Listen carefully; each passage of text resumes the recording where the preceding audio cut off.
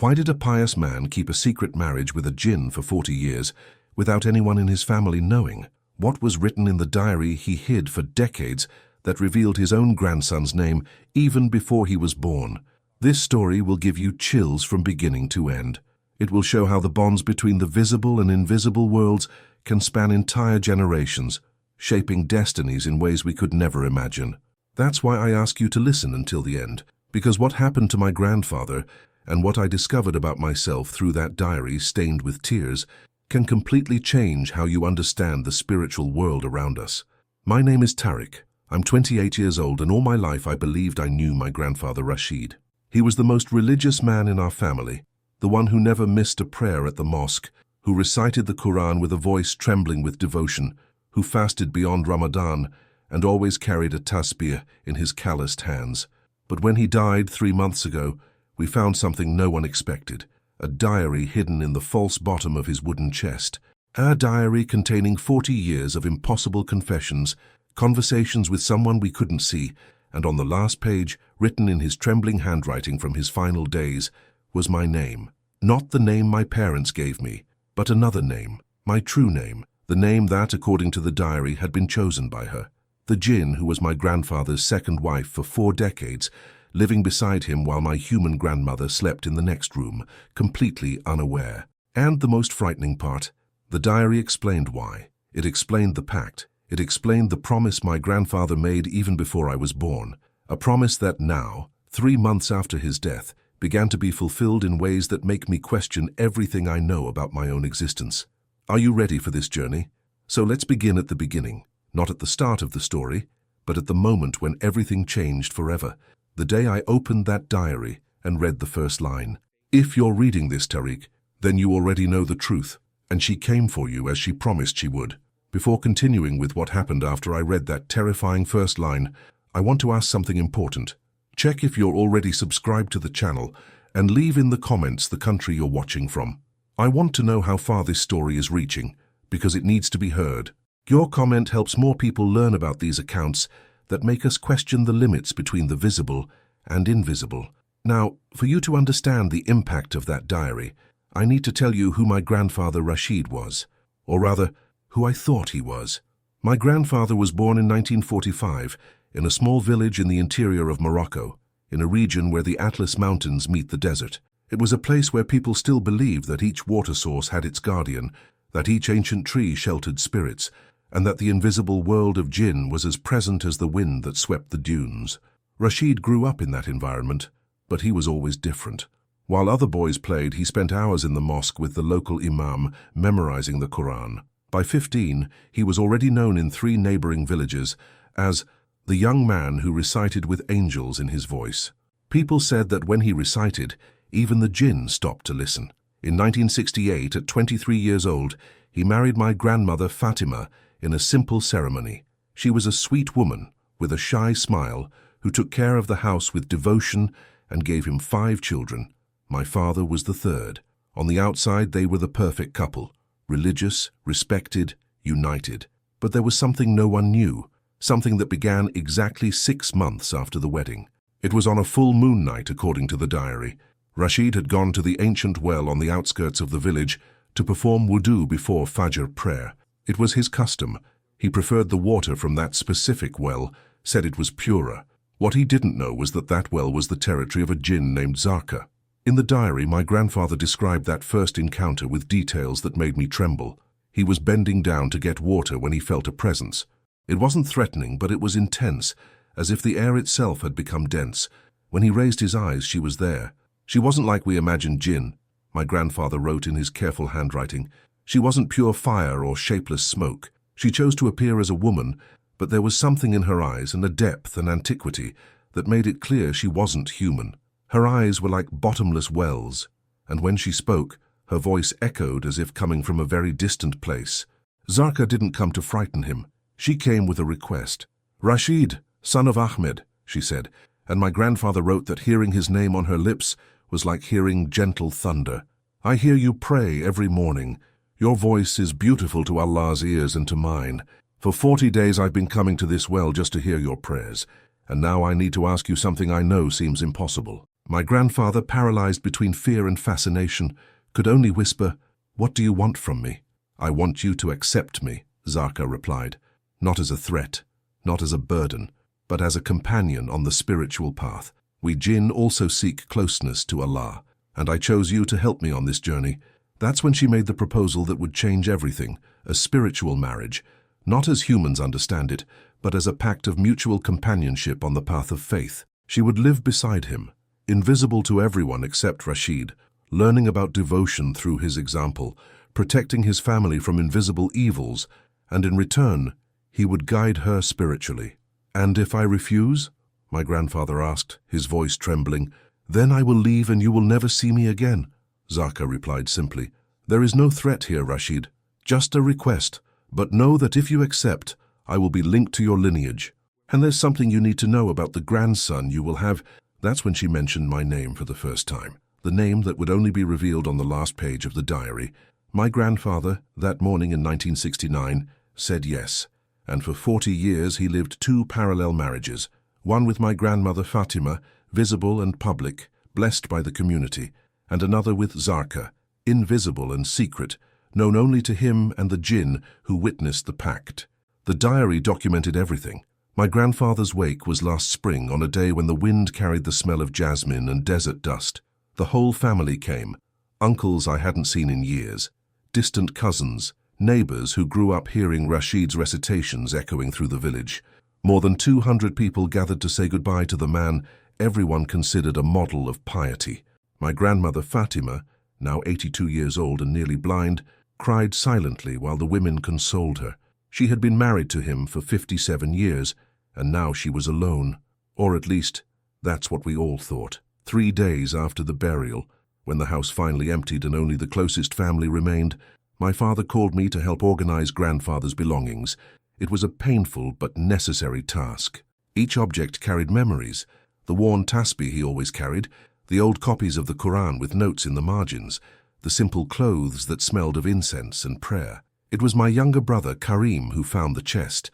It was in the darkest corner of the room, covered by a prayer rug that seemed not to have been moved in decades. The chest was made of cedar wood, carved with Quranic verses, heavy and locked. "Does anyone have the key to this?" Karim asked, shaking the old padlock. My father frowned. "I didn't know this chest existed. I never saw my father use it." We searched everywhere, in drawers, in the pockets of old clothes, even asked Grandma Fatima, who just shook her head, confused. "Your grandfather had his secrets," was all she said, and something in her tone made me think she knew more than she was saying. In the end, we had to force the padlock. When the lid finally opened with a long creak, a wave of old perfumed air escaped. It smelled of sandalwood, old paper, something I can't describe. It was as if time itself had a scent. Inside there were few things. A small silver box with earth, from what I later discovered, was the well where my grandfather met Zarka. A green silk scarf that looked new despite the years, some smooth stones with Arabic inscriptions I didn't recognize, and at the bottom, wrapped in white cloth, the diary. It was a brown leather notebook, about the size of a pocket Quran tied with a worn cord. When I held it in my hands, I felt an inexplicable chill run up my spine. It was as if the object were alive, pulsing with some kind of energy I couldn't name. "What is this?" my father asked, peering over my shoulder. I opened to the first page. My grandfather's handwriting, the one I knew so well from his notes in the Quran, filled the pages in careful lines. The date of the first entry was September 15th, 1969. "It looks like a diary," I replied, flipping through quickly. There were hundreds of pages, all filled, some stained as if water or tears had fallen on them. My father extended his hand. "Let me see." But something made me hesitate. I don't know why, but I felt that diary wasn't meant to be read by everyone. It was personal, intimate, perhaps even dangerous. I closed it quickly. "I'll read it first," I said, surprising myself with the firmness in my voice. "If there's anything the family needs to know, I'll tell you." My father seemed to want to argue, but something in my face made him agree. "All right, but don't take long, Tariq. We need to know what my father was hiding in that chest." That night, alone in my room at the family house, I lit a lamp and opened the diary again. My hands were trembling slightly. The first page had only one line, written in red ink instead of the black that filled the rest of the diary. "This is the record of a pact that no one can know. If you're reading this, Rashid has already departed. And if you are Tariq, my grandson, then it's time to know the truth about who you really are. My heart raced. How did he know it would be me who found this? How did he know my name, writing this decades before I was born? I turned the page. The second entry was dated the same day as the first, and began like this. Today I met Zarka. She asked me for something that goes against everything I learned about marriage, about family, about what is right. But when I looked in her eyes, those eyes that have seen centuries pass, I understood that this wasn't an ordinary request. It was a calling, and Allah places callings in our lives that test everything we think we know about ourselves. I continued reading, page after page, and with each word, the reality I knew began to crumble like sand slipping through fingers. My grandfather didn't just meet a jinn, he accepted a spiritual marriage with her, and for 40 years she lived beside him, invisible to everyone but present in every moment of his life. Zarka ate when he ate, even though no one saw. She slept when he slept, even though only he felt her presence in the room. She accompanied him to the mosque, invisible but devout, praying beside him. She knew all the family secrets, witnessed every birth, every death, every joy, and every sorrow. And my grandmother, Fatima, according to the diary, she knew, or at least on some level she always knew. There were described moments where Fatima would place 2 cups of tea on the table, even though she was alone with Rashid. Moments where she would speak to the air, as if conversing with someone invisible. Moments where she would say, "Give my regards to your other wife," with a sad but understanding smile. It was an impossible arrangement, but somehow it worked. Up to page 50, the diary was fascinating, but understandable within the limits of the extraordinary. But then I reached the entry from 1997, 28 years after the pact began. The handwriting was shaky, hurried, different from my grandfather's usual care. The date was 2 months before my birth. Zarka revealed something to me tonight that filled me with both fear and reverence. She said that the reason she accepted this pact, the reason she asked to be linked to my lineage, wasn't just to learn about devotion. It was because she saw. Jinn sometimes can see fragments of the future. Not clearly, but like reflections in murky water. She saw my grandson, saw a boy who would be born with a gift that crosses worlds. A boy who would be able to see what others don't see, hear what others don't hear. A boy who would be a bridge. She said his name already exists in the invisible world even before existing in the visible. And that name is... The page ended there. The next was blank, as if my grandfather hadn't had the courage to write more at that moment. I flipped through quickly, searching, my heart beating so hard I felt it in my temples. Most of the following pages documented daily life, prayers, conversations with Zarka about Quran interpretations, moments of doubt and faith, until I reached the last page of the diary. The date was 3 weeks before my grandfather's death. The handwriting was almost illegible, trembling severely, but I managed to decipher, "My time is running out. I feel death approaching like an old friend. Zarka says that when I depart, she will remain. The pact doesn't end with my death. It transfers. And now I must write what I promised never to reveal. The true name of my grandson, the name that exists in the world of Jinn before existing in that of humans, the name that will make him a bridge between worlds, is Malik al-Ghaib, the king of the invisible. Tariq is just the name his parents gave him, but Malik al-Ghaib is who he really is. And now that I have departed, Zarka will go to him. She will fulfill the promise. And my grandson will discover that he can see what has always been there, but which he never perceived. Forgive me, Tariq. Forgive me for this burden. But also, thank Allah, because it is also a gift. I closed the diary, my hands trembling violently. The lamp beside me flickered once, twice, and then I heard it. A feminine voice, soft as running water, coming from nowhere and everywhere at once. Finally, Malik, I was waiting for you to discover. I turned slowly. And there, sitting in the chair beside my bed, was she, Zarka. I didn't scream. Maybe I should have screamed, but my voice simply disappeared, as if someone had ripped the air from my lungs. I stayed there, frozen, holding the diary against my chest like a useless shield, staring at the figure sitting in the chair that seconds before had been empty. Zarka wasn't what I expected. 40 years hearing stories about Jinn, creatures of smokeless fire, terrifying beings that could possess, drive mad, destroy. But she was there. Apparently solid, apparently real, and apparently patient. She had chosen a human form, as my grandfather had described. She looked about 40 years old, perhaps, But there was something in her eyes that betrayed her real age. They were dark eyes, too deep, as if you could fall into them and never stop falling. She wore simple clothes, a long dress of fabric that seemed to subtly change color when she moved, oscillating between sea green and silver gray.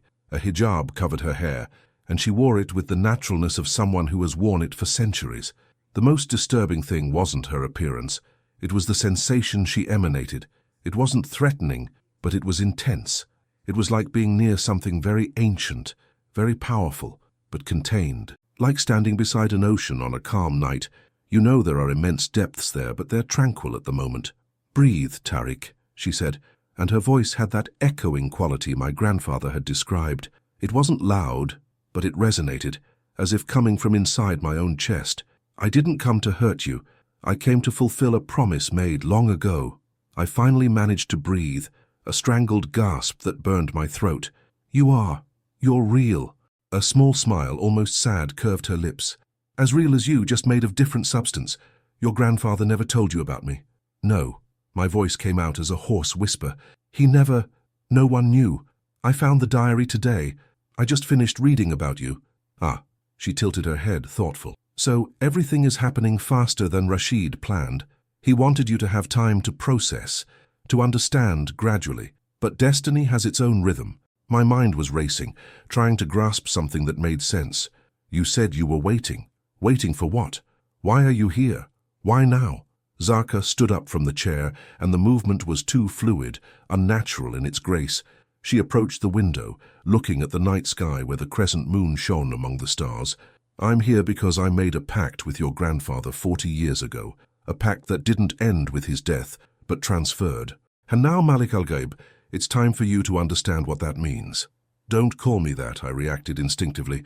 "My name is Tariq." She turned to me, and for the first time, I saw something that seemed like genuine compassion in her ancient eyes. "Tariq is the name your parents gave you, and it's beautiful. But Malik al-Ghaib is the name you carry in the invisible world. It's the name that was written for you even before you were born. And now that your grandfather is gone, now that you've read the diary, the veil between worlds has begun to thin for you." "I don't understand. What do you mean by veil? What's happening to me?" Zarka sat down again, this time on the edge of my bed, and I instinctively backed away. She noticed and stopped, keeping her distance. "Let me explain in the simplest way I can," she began. "You know that two worlds coexist, right? The world of humans made of flesh and bone, and the world of Jinn made of fire and energy. Most humans can't see our world. The veil between them is thick, protective. But some people are born with a thinner veil. Some people are natural bridges. And you're saying I'm one of those people? Not just a bridge, Malik. You are a royal bridge, a rare one. That's why the name King of the Invisible. You were chosen even before being born to be someone who can walk between worlds without losing your sanity or your soul. It's a gift, and also a burden." My head was spinning. I tried to hold on to logic, rationality. "This is crazy. I'm having a breakdown. I read that crazy diary of my grandfather's and now I'm hallucinating. You're not real." "If I'm not real," Zarka said calmly, "then how do you explain this?" She extended her hand and from her palms sprouted light. Not ordinary light, but something that seemed liquid and solid at the same time, dancing in the air like aquatic flames. The walls of the room began to change. Not physically, but it was as if a second layer of reality had become visible. I could see shapes, shadows, small creatures dancing in the corners, entities that seemed made of smoke and wind observing through the cracks. "Do you see now?" she asked softly. "They've always been here. Always. But you could never see until this moment. Until the veil began to thin for you. I could see. God, I could see. And it was terrifying and wonderful at the same time. The room I'd known for years was suddenly alive with invisible movement. Small Jinn, which Zarka later explained were lesser Jinn, almost like children of their race, played in the shadows. A larger one with eyes of fire watched from the door. And there were others, forms I couldn't fully comprehend, existing somewhere between material and immaterial. "Make it stop," I whispered, squeezing my eyes shut. "Please make it stop. It's too much." The light in Zarka's hands extinguished, and immediately the room returned to normal. The entities disappeared from my vision, though I now knew they were still there, just invisible again. "Forgive me," she said, and it sounded genuine. "I didn't mean to overwhelm you, but you needed to see to believe. And now that you've seen once, Malik, you'll start to see more. The veil doesn't thicken again once it's begun to thin.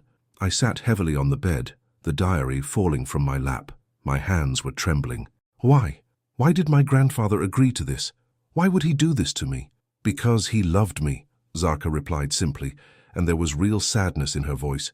Not in the same way he loved Fatima, but he loved me, and because I showed him fragments of the future.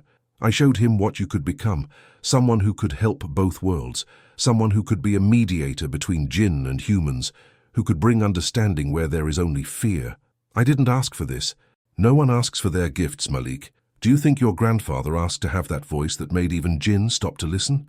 Do you think I asked to be born with the ability to see the future in fragments? We receive what Allah determines for us, and then we choose what to do with it. I looked at her, really looked, and saw something I didn't expect. Loneliness. This ancient, powerful creature who had lived for centuries was deeply alone. She had spent 40 years beside my grandfather, invisible to everyone except him, witnessing a family that wasn't hers, living on the margins of a world that couldn't fully embrace her. You really loved him, I realized aloud. My grandfather. You really loved him. Her eyes filled with something that looked like tears, though nothing fell. Rashid was the first human who saw me not as a threat, not as a demon, but as a creature of Allah seeking closeness to the Creator. He taught me things no jinn could. He taught me patience. He taught me how faith can exist even in doubt. And yes, I learned to love him, as a companion, as a student, as a friend walking the spiritual path together. And my grandmother? Did she really know? Fatima always knew deep in her heart. She chose peace instead of war. She chose to trust in Allah and in her husband, and I respected her for that, Malik. I never tried to replace her. I never wanted to. Each of us had our place in Rashid's life, and that was enough. We were silent for a long moment. Outside I heard the distant call to Fajr prayer echoing from some nearby mosque.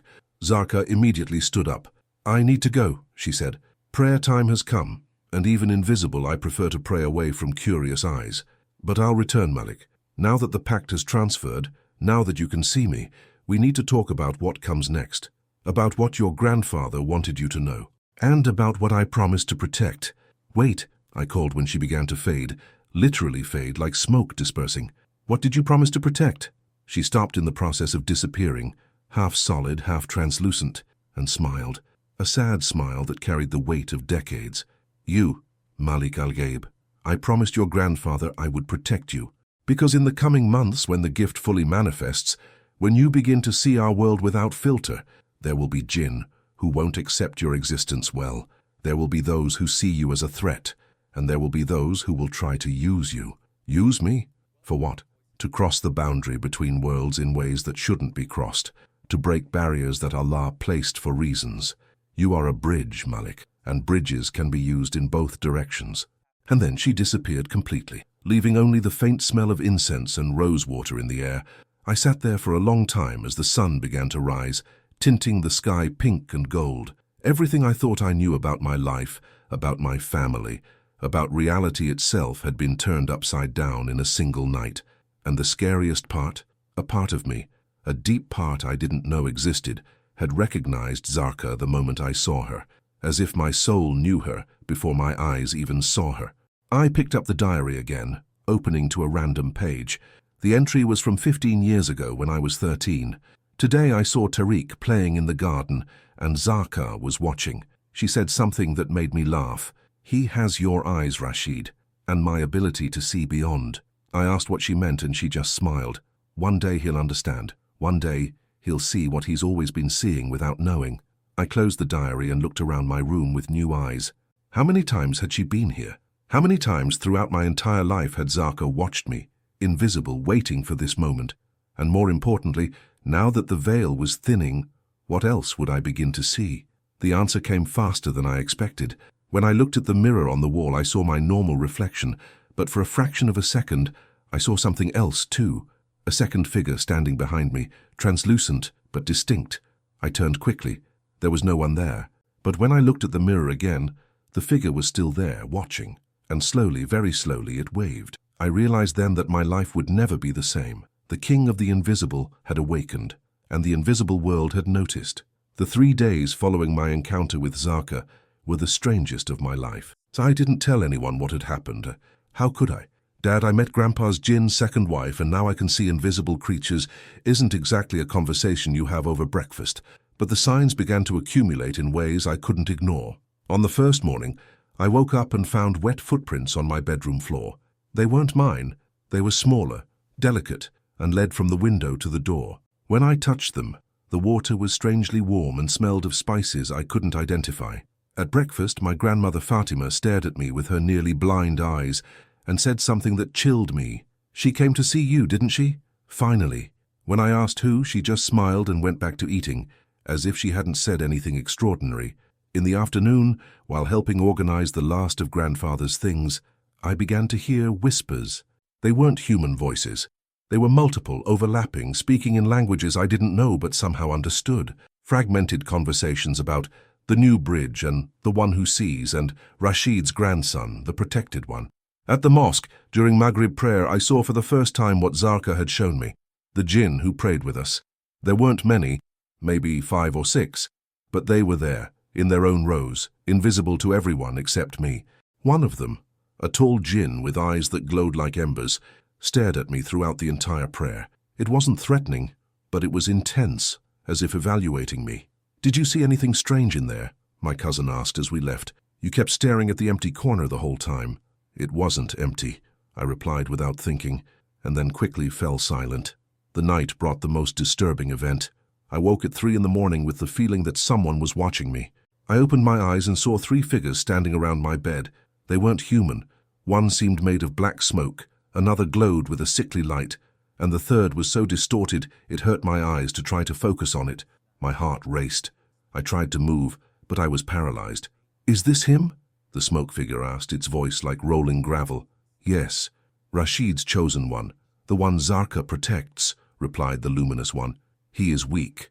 "He won't last," said the distorted one, and extended something that could be a hand in my direction. That's when Zarka appeared. She didn't walk into the room. She simply materialized between me and the figures, and her presence was like a wave of power that made the others recoil. "Leave now." Her voice was no longer soft. It was pure command. "You can't protect him forever, Zarka of the ancient well," the smoke figure challenged. "Rashid's pact died with him. The boy owes us nothing. The pact lives as long as I live, and Malik is under my protection until he chooses his own path. Now leave before I make you leave." The 3 figures dissolved, but not before the distorted one whispered, "We'll see how long your protection lasts."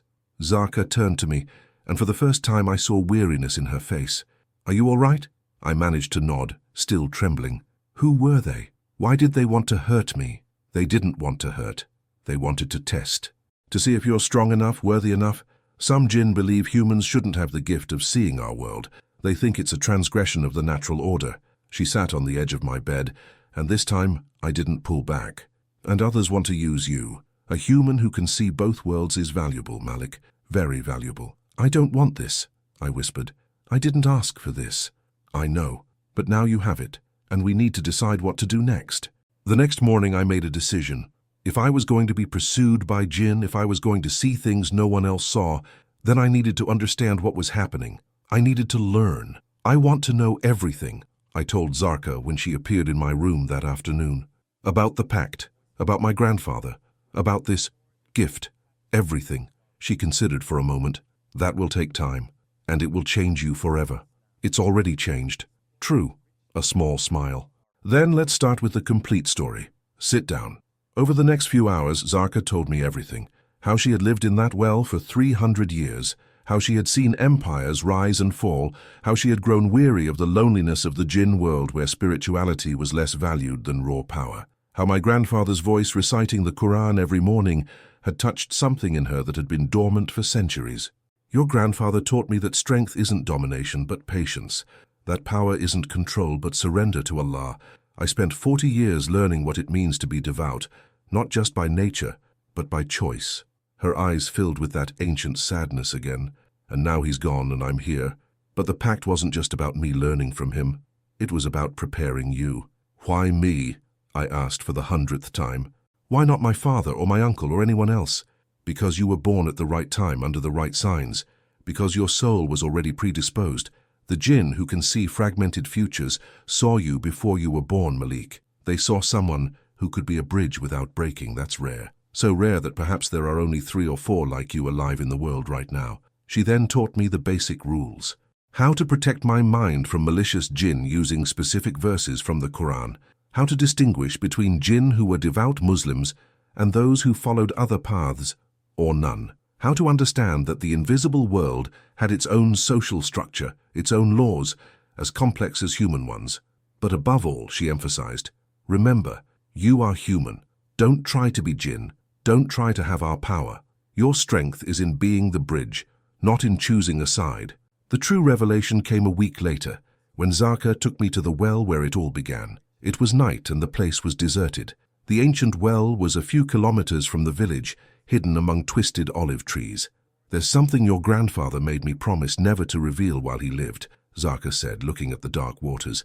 But now that he's gone, you need to know. She touched the surface of the water, and it began to glow. Images formed.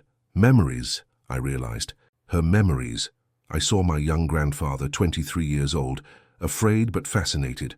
I saw the exact moment when Zaka made her proposal to him, but then I saw something more. I saw the real reason she asked for the pact. I was dying, Zaka confessed, as the images showed her form fading, becoming translucent. Jinn can die, Malik. Not from old age, but from spiritual loneliness. When we isolate ourselves completely, when we lose purpose, our essence begins to dissipate. I was in that process. Your grandfather saved me by giving me purpose again. So the pact wasn't about preparing me, it was about saving you. It was about both. I needed spiritual anchoring. Your grandfather needed a companion on the mystical path that his human wife couldn't be. And you were the fruit of that balance, the next generation, the one who would be born with the gift naturally because you were conceived while 2 worlds coexisted harmoniously. The images changed. They showed my birth, but from a perspective no human saw. They showed Jinn gathered, watching, whispering. They showed Zaka weaving invisible protections around me. They showed my grandfather crying with joy and fear at the same time. You were blessed and cursed from the beginning, Malik. Blessed D with the gift, cursed with the burden. And now that the veil has thinned completely, other Jinn know what you are, and they will come. They'll come for what? Some to test you, others to use you, and some, she hesitated, some to kill you before you become too powerful. The weeks that followed were a constant test of everything I thought I knew about faith, reality, and my own identity.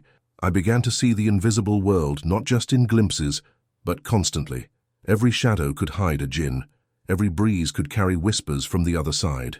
At work, I found myself distracted, staring at corners where my colleagues saw nothing.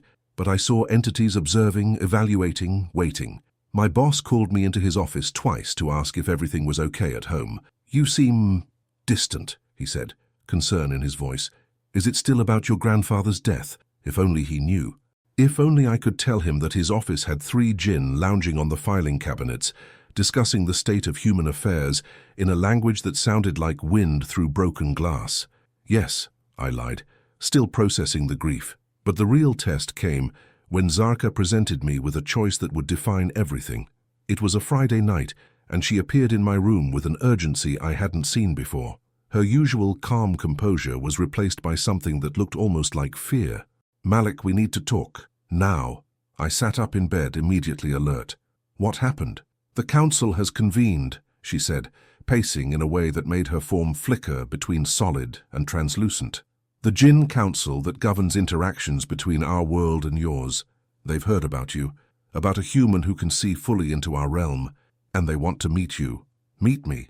Why? To determine if you're a threat or an asset. To decide if the veil should be forcibly thickened for you, or if you should be eliminated. My blood ran cold. Eliminated? They can do that? They can try. But that's not the real issue, Malik. She stopped pacing and looked directly at me. They're offering you a choice. Come before the council, submit to their judgment, accept whatever restrictions they place on your gift, or reject their authority and live as a renegade, with both Jinn and human worlds potentially against you. That's not a choice, that's a threat. No, Zaka said softly, it's a test. Your grandfather faced a similar one when he accepted me. He had to choose between the comfortable certainty of a normal life and the uncertain path of walking between worlds. Now you must choose. I stood and walked to the window, looking out at the sleeping village. How simple everything looked from here. Houses with families inside, people living ordinary lives, unaware that invisible beings debated their fate in councils humans would never see. What happens if I refuse to go? They will come to you, and they won't be as patient as I am. Some on the council believe that humans with your gift are abominations, mistakes in the fabric of reality that need to be corrected. And if I go, you face judgment. You might be stripped of your gift, your memories altered, so you forget all of this. Or they might bind you with restrictions so severe that you'll wish they had taken the gift entirely. She paused. Or, if you prove yourself worthy, they might accept you, grant you protection, allow you to truly become what you were meant to be, a bridge between worlds. I turned to face her. What would my grandfather do? Zarka's eyes shimmered with unshed tears. Rashid would do what his heart told him was right, regardless of the consequences. He would face the council with the same courage he faced me that morning at the well. Afraid, yes, but willing to step into the unknown if it meant serving a greater purpose. And you? What do you think I should do? I think, she said slowly, that running from who you are is a slower death than any the council could give you. I think your grandfather didn't sacrifice 40 years of secrecy just so you could hide from your destiny. She moved closer. But I also think that the choice must be yours and yours alone. I can protect you from individual Jinn, but I cannot protect you from the council. If you go knowing I cannot save you. I sat back down on the bed, my head in my hands. Everything in me wanted to scream, to reject this impossible situation, to wake up and find it was all a nightmare. But I knew it wasn't. The diary was real. Zarka was real. The invisible world pressing against the edges of my vision was real. And if I was honest with myself, a part of me, the part that had always felt slightly out of step with the world, that had always sensed there was more to reality than what I could see, that part recognized this moment as inevitable. When? I asked finally. 3 days, the new moon. They convene at the boundary place, where the Atlas Mountains meet the desert, where my well still stands. Midnight. Will you come with me? To the boundary, yes. But into the council chamber? She shook her head. I am bound to you by the pact, but the council's domain is beyond even that. You will stand before them alone, Malik, as your grandfather once stood before me alone. 3 days, 72 hours to decide if I would embrace or reject everything I'd discovered about myself. The 3 days passed like a fever dream. I went through the motions of normal life, work, family dinners, helping my father sort through more of grandfather's belongings, but my mind was elsewhere, preparing for what was to come. On the morning of the 3rd day, I visited my grandmother Fatima. She sat in her usual chair, nearly blind eyes staring at nothing, but when I entered the room, she turned her head toward me with uncanny precision. You're going to them tonight, she said. Not a question, a statement. I sat beside her, taking her weathered hand in mine. You knew. All along you knew. I knew Rashid had secrets. I knew there was someone else sharing our life, invisible but present, and I knew that one day, one of our grandchildren would inherit that connection. She squeezed my hand with surprising strength. Your grandfather visited me in a dream last week. He told me you'd found the diary, that you'd met her. Zarka. Yes, the name he whispered in his sleep for 40 years. There was no bitterness in her voice, only a weary acceptance. He told me to tell you something. Are you listening, Tariq? Yes, grandmother. He said, tell my grandson that courage isn't the absence of fear, but faith in the face of it. Tell him that being a bridge means sometimes standing alone in the middle, with nothing on either side but your own conviction. Tell him I'm proud of who he's becoming, even though I'm sorry for the burden I placed on him. Tears streamed down my face. I don't know if I can do this. Neither did he that morning at the well, but he did, and look what came from it. 40 years of hidden grace, a love that transcended worlds, and a grandson who might change everything. She pulled me close, her ancient voice in my ear. Go to them, Tariq. Go as Malik al-Ghaib, and remember, you carry not just your grandfather's legacy, but Allah's purpose. Trust in that. That night, Zarka led me through the desert to the ancient well. The moon was a thin sliver, barely visible, and the stars blazed with an intensity I'd never seen. As we walked, I saw them. Hundreds of Jinn, perhaps thousands, invisible to normal eyes, but clear to mine, lining the path like spectators at a trial. They've come to witness, Zarka explained. It's been nearly a century since a human stood before the council. You are significant, Malik. Whether you live or die tonight, you will be remembered. At the well, She stopped. "This is where I leave you. The entrance to the council chamber is through the well itself. You must descend alone." I looked at the dark water, then back at her. "Thank you for everything, for protecting me, for teaching me, for loving my grandfather. If you survive this," she said, and I noticed she said, "if not when, we will continue your education. If you don't," she touched my face gently, "then know that you faced your destiny with courage. That is all anyone can ask." I turned to the well and began to descend the ancient stones. As I climbed down, the stone walls began to glow with symbols, ancient script that I somehow could read, telling the history of pacts between Jinn and humans, of bridges who came before me, of trials and triumphs and failures. At the bottom, instead of water, I found a doorway of pure light. I stepped through. The council chamber was impossible to describe with human words. It existed in multiple dimensions, simultaneously. The walls were made of solidified time. The ceiling showed all possible futures branching like a cosmic tree. The floor was memory itself, and when I looked down, I saw every moment of my life, my grandfather's life, and lives stretching back generations. 7 beings sat in a semicircle before me. Not Jinn in the sense I'd come to understand. These were something older, something that existed before the division between visible and invisible, matter and energy. The central figure spoke, and its voice was like the first word ever spoken, echoing through all of creation. "Malik al-Ghaib, grandson of Rashid, human who sees. You stand at the threshold between worlds, and we must determine, are you bridge or breach?" I stood as tall as I could, forcing my voice not to shake. "I am what my grandfather's faith and Zarka's love made me. I did not choose this gift, but I will not reject it. I am a bridge, because I must be." Brave words.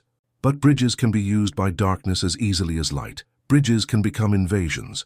What prevents you from becoming a threat to the balance we maintain? "My faith," I said simply, "the same faith that guided my grandfather through 40 years of impossibility.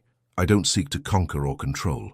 I seek to understand, to serve as my grandfather served, in humility, in devotion, in recognition that both our worlds are creations of Allah." Another figure spoke, its voice like frost forming on glass. "Pretty theology, but theory is not reality. We will test your worthiness. We will show you the true cost of being a bridge. And then you will choose, accept our binding or die." The chamber dissolved, and I found myself standing in a vision. No, multiple visions, multiple realities, all existing simultaneously. In one, I saw myself using my gift to gain wealth, manipulating Jinn to serve my desires, becoming drunk on the power of seeing what others couldn't. I saw myself ending alone, mad, consumed by the very gift I'd thought to master. In another, I saw myself as a true bridge, guiding lost Jinn toward faith, helping humans understand the invisible world, preventing conflicts before they began. But I saw the cost: eternal loneliness, never fully belonging to either world, always standing in between, always serving, never resting. In a third, I saw myself renouncing the gift, accepting the council's binding, returning to a normal life. I saw myself growing old in comfortable ignorance, the memory of Zarka and my grandfather's secret fading like a dream. Safe, simple, empty. "Choose," the council commanded. "Which path will you walk?" I stood in that place between realities, and for the first time since finding the diary, I felt absolute clarity. "I choose the bridge," I said, "not because it's easy, but because it's necessary. My grandfather carried this burden alone for 40 years, but I don't have to. I have Zarka. I have the memory of his faith, and I have the knowledge that every lonely moment, every sacrifice, serves something greater than myself." I looked directly at the 7 ancient beings. "So bind me if you must. Test me however you will. But know this: I am Malik al-Ghaib, not because I want power, but because I accept purpose, and I will serve that purpose until the day I die." Silence. Then, slowly, the central figure stood. And for the first time, something that might have been approval flickered across its incomprehensible features. "So be it.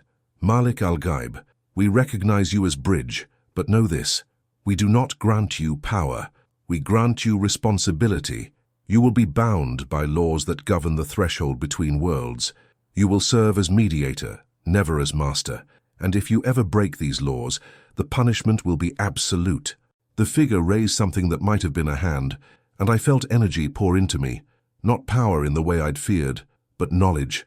understanding, the rules that governed Jinn-human interaction, the boundaries that must never be crossed, the sacred trust that came with being a bridge. One final gift, the central figure said, so you remember both the honor and the weight of what you carry. It touched my forehead, and suddenly I really saw what my grandfather had lived with for 40 years. The loneliness, the secrecy, the constant balance between two loves, two worlds, two realities. The fear that he'd made the wrong choice, the hope that it would all mean something in the end. And I saw the moment he died, saw Zarka holding his invisible hand as he breathed his last, saw him smile, finally free of the weight, finally able to rest. Saw him whisper, "Take care of my grandson. He's stronger than he knows." I collapsed, overwhelmed by the vision, by the weight of everything I now understood. When I opened my eyes, I was back at the well's surface. Dawn was breaking. Zarka knelt beside me, her eyes wide with wonder and relief. "You survived," she breathed. "You actually survived the council's judgment. Do you know how rare that is?" I sat up slowly, feeling different, not more powerful, but more complete. As if a part of me that had always been missing had finally clicked into place. "They accepted me," I said. "But Zarka, I saw everything. I saw what my grandfather carried. I saw you holding his hand when he died. I saw—" My voice broke. She pulled me into an embrace, and for the first time I let myself cry. For my grandfather, for the weight he'd carried, for the strange, impossible love that had spanned 40 years, for the burden I'd now accepted. "You're not alone," Zarka whispered. "That's what Rashid wanted you to understand. He walked this path alone, but you don't have to. I'm here, and now the council has recognized you. Others will come. Jinn who seek guidance, humans who somehow sense the truth. You will build bridges, Malik, actual bridges of understanding. That's your gift." The year that followed my encounter with the council was one of transformation. Word spread through the invisible world that a new bridge had been recognized. Jinn began to seek me out, not to test or threaten, but to ask questions, to seek guidance, to bridge their own gaps between tradition and modern existence.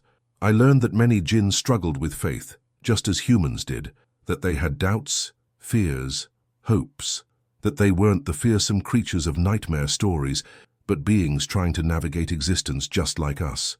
I also began to recognize other humans with the gift, rare, scattered across the world, but present. We found each other through dreams, through coincidences that weren't coincidences, a network of bridges, each serving in their own way, each carrying their own version of my grandfather's burden. My family remained mostly unaware, though grandmother Fatima watched with knowing eyes until she passed peacefully 6 months after my trial. Her last words to me were, "Tell them I'm coming, Rashid. Tell them I'm finally coming." I know she's with him now, and I know that Zarka visits their resting place sometimes, invisible to others, paying respects to the man who changed everything for her. My work life changed too. I left my office job and became a counselor of sorts, though not in any traditional sense. People came to me with problems they couldn't explain, feelings they couldn't articulate, sense of being watched or haunted, or called by something beyond themselves. Sometimes it was mental illness that needed medical treatment, but sometimes it was real. Sometimes they were genuinely experiencing touches from the invisible world, and I could help them understand, cope, navigate. I never advertised. Word just spread. There's this guy who gets it, who doesn't think you're crazy, who can actually help. Zarka remained my constant companion and teacher. She taught me nuances of Jinn culture, hierarchies, customs. She taught me how to mediate disputes between Jinn and humans who unknowingly shared spaces. She taught me when to intervene and when to let both worlds find their own balance. And slowly, carefully, I began to document everything. Not for publication. The world isn't ready for that truth, but for the next bridge, for whoever comes after me. So they don't have to start from nothing the way I did. Today, 2 years after reading my grandfather's diary, I live a life that would seem insane to my former self. I live in a small house near the Atlas Mountains, not far from the ancient well where it all began. The house sits on a boundary place, one of those rare spots where the veil between worlds is naturally thinner. My mornings begin with Fajr prayer, often with Jinn I can see praying alongside me in their own rows. We greet each other with respectful nods. Some have become friends of sorts. Others maintain formal distance. All recognize the sacred space of prayer as neutral ground. I spend my days counseling, mediating, learning. A woman comes because her daughter sees imaginary friends that seem too specific, too consistent to be childish fancy. I teach her how to determine if her daughter has the gift, and if so, how to help her navigate it safely. A jinn comes because he's fallen in love with a human woman, but knows the impossibility and danger of such attachment. I counsel patience, caution, and ultimately, the wisdom of distance. Not all love stories have happy endings. Not all bridges should be crossed. An elderly imam visits because his mosque has been experiencing disturbances, objects moving, strange sounds during prayer. I investigate and find a minor jinn who's been driven from his long-time dwelling by new construction, now seeking refuge in the only spiritual space he knows. I mediate a solution. The jinn may remain, but must respect the mosque's sanctity and cease the disturbances. The imam never knows the exact nature of the problem, but the disturbances stop. This is my life now, strange, solitary in some ways, fulfilling in others. I keep my grandfather's diary in a safe place, reading it when I need guidance or simply to feel connected to him. I understand now why he wrote it all down. The burden of secrecy is crushing without some outlet, some way to make it real. Zarka and I have developed our own relationship, separate from her connection to my grandfather. She's become mentor, friend, sometimes antagonist when she pushes me harder than I want to be pushed.